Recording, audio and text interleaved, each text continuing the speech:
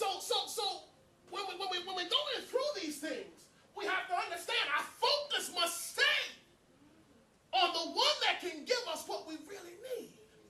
See, the crowd can only give you a little bit. But the Bible says, seek ye first the kingdom and his righteousness. So wait a minute. See, there's a little clause in there. So I can try for the crowd and get the little bit they got. And maybe one day if I'm big and bad enough, I can be a nuisance in the crowd. Because that's as far as they done got, is being a nuisance in the crowd. Or I can seek the kingdom. And he said, all these things, whatever you prayed about, whatever you cried out about, whatever you needed, whatever you went through, whatever you're pulling on, all these things, the stuff that you didn't have yesterday, all these things, the things that people said you were going to need to make it, all these things. Like we said last week, all beats many any day. All these things. Your Father he knows that you have need of them. All these things shall be added. Wait, hold on. So you mean I'm not going to really lose anything? They'll be added, not exchanged. So they'll be added? You mean so I can have the joy of the Lord? I can have a testimony? I can have a shout and a dance? I can have that feeling of joy unspeakable? And all this stuff? Because the world been telling me I gotta pick. The world's been telling me I gotta pick. But the word says I can have them both. And so, as we look at this, he said, Jesus, Son of David, have mercy on me. And he cried out until the Lord called on him. See, people ask, how long must I call out? How long must I wait? I heard one preacher gave the best answer I ever heard, till it's finished. That's how long. Till it's done. I'm not going to stop until I see that it has been done in my life. And I love the metaphor of the blind man. See, I believe the word is very different. Even in its multiple translations, the word at its core is very deliberate. The inspired truth is yet there. And the fact that he was blind was so amazing to me because for many times when we're in there crying out and screaming out, we can't see how we're going to be blessed. But you got to understand, it's not about what you see. It's about what you heard. It's about the word. It's not about what I put my hands on, but it's about what got in me. It's about the word that got in me when I heard the word and hardened not my heart. And I accepted him as my Lord and Savior. See, he called on him not like a buddy, but he called on him like one that was great. He called on him like one with authority. He called on him like one that was worthy of praise and reverence. If we can call on God in the reverence that we need, God will respond.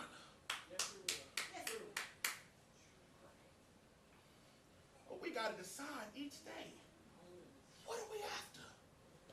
What are we going after? Am I worried about what people are going to say about me? Am I worried they're going to call me a holy roller? Am I worried they're going to make fun of me? Am I worried because they may not like the things that I say? Am I worried because they may not agree with my stance? Am I worried because they may not know the Lord that I know? Am I worried because they may turn their backs on me? I'm not worried about the crowd. I'm going after Christ. Amen. And all that is in me shall love the Lord. That's how you get your breakthrough. That's how you get your movement. It's not about gimmicks. It's not about do this and do that. It's about, do you love the Lord? Do you trust him? Are you following after him? Are you calling on him? And are you living his word? Amen. You ain't got to jump up 3 times, spin around, and do a funny dance. You just got to believe in God and call on him and treat him like the God he is. all my spirit kept saying is let the people know they gotta choose. We don't have time for this funny foolishness no more. We ain't got time to be holy at church and then somebody else at work, because you don't want people at work to know you Christian. You don't want people at work to start looking at you funny.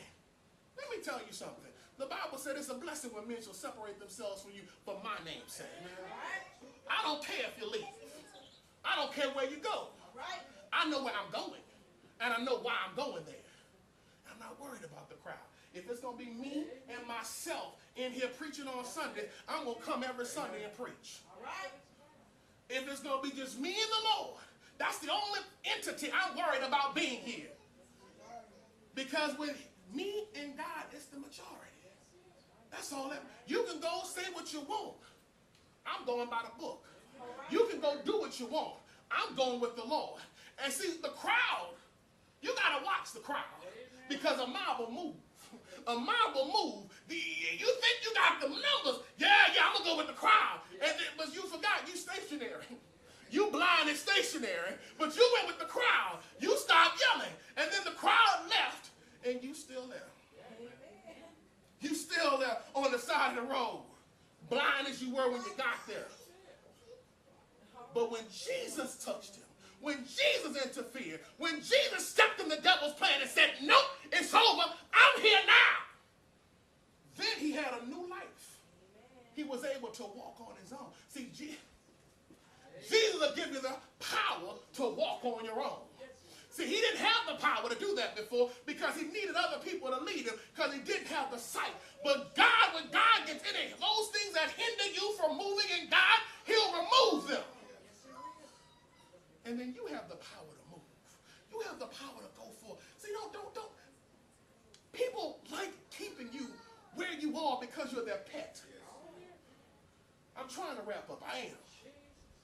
But understand this. Some people like keeping you where they are because you're their pet. They feed you, they play with you. And then when they're tired of you, they leave you alone. And then when they won't feel good about themselves, they come back and they do it again. A lot of us become trained lap puppets to the public. Oh, we want to feel good. We'll go down into the black community and we'll do a little something. Throw out a little chicken. Do a little something over here. Feel good about ourselves. And then we go back.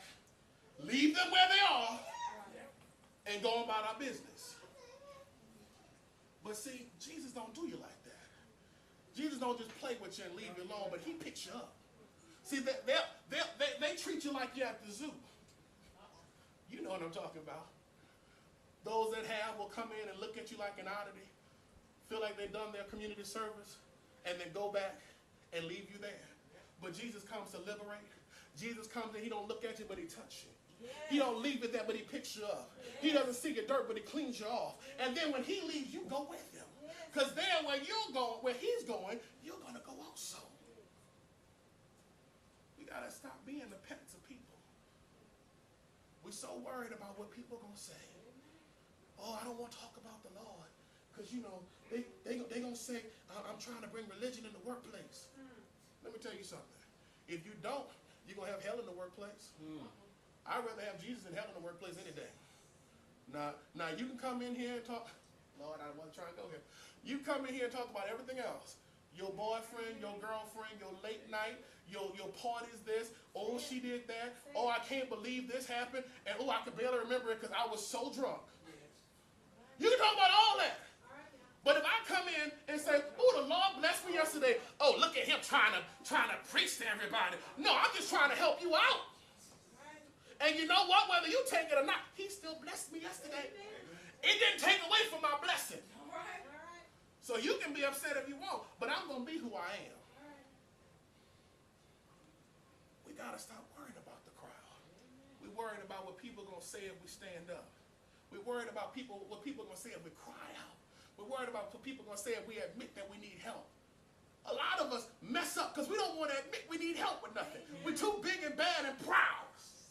Sitting in the corner eating cheese in the dark, but you don't want to cry out to nobody publicly saying you need some help.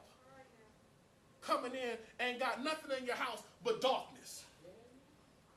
But you don't come up for prayer. Because somebody might say, well, he must not be right. I don't care what you think. I'm just being real. You're going to be bold and broke, bold and sick, bold and disgusted because you don't want somebody to think that you might not be right. Let me help y'all something. Most folk ain't right. And the only ones that are right through Christ. And whatever you coming up to the altar about, that's between you and God. Now, if you're going to let the crowd come between you and God, then you didn't want it no how. I'm trying not to be so hard. But it's just the truth. We come to church burdened. We go through different things, and we won't ignore the crowd. We can't worry about what people think. Because what people think ain't going to get you in heaven. What people think ain't going to break you out of bondage. What people think ain't going to deliver you. Because if that's what was going to deliver you, you'd be delivered already. That's right. Hello? If the crowd was going to save them, they could have done it before they even told them Jesus was there. If the crowd could have gave him sight, they could have done it before Jesus got there. He had been begging on the side of the road, but they couldn't do what God could do. Church, today we can't worry about what people going to say, what they going to do, how they going to feel about it. You can say what you want. You don't want to bless me because I'm calling on God. That's fine. I'm not worried about you. I fear he who can kill the soul. I'm not worried about you. What you gonna do? Worst thing you can do is take my life. And last time I checked, Paul said it's to die, it's to gain. So what the best you can do to me is send me to heaven. Oh, I'm so scared. Oh, Lord, you're gonna stop me from suffering. You're gonna stop me from going through. You're gonna stop me from paying bills. You're gonna stop me from. Oh, you're gonna send me to heaven? Really? That's what you want me to be scared of? You got to be crazy. Church, we got to trust God. We got to call on him while he's near.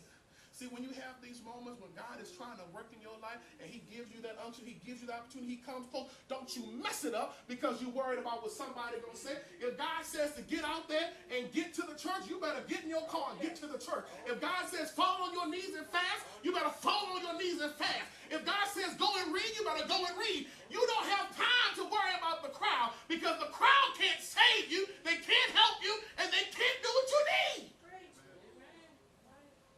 I'm worried about Jesus. My focus is on Jesus. My focus is on the Lord. The one that I know that in the midnight hour, I'm closing, I really am, I'm trying. But I got to focus on the one that has proven himself faithful. I got to focus on the one that when I didn't know how to get out, he became the door. When I didn't know how to get away, he became the way. When I didn't know how to see my way out, he became the light. And when I didn't have a way to be back in the Father, he went back and interceded for me. I got to depend on Jesus. I got to call on Jesus early in the morning. I got to call on Jesus in the midnight hour. I got to call on Jesus. I don't care what's going on. If I'm all by myself, I'll fall on my knees and call on Jesus. I don't know about you. Woo! See, I done been through some things that only Jesus got me out of. I have prayed about some things that only Jesus gave a breakthrough. I have been through some situations that I know if it had not been for the Lord on my side, I'd still be busted, broke, and homeless. But see, God made a way when man couldn't. When FEMA failed, God made a way. So you don't understand. We can't worry about all that other stuff. You get mad at me if you want. You can leave if you want. You can go wherever you want. I'm going to do what I believe is right in the Lord. And if that means it's got to be me and myself and I, as long as it's me, myself, and I, and Jesus, I'm all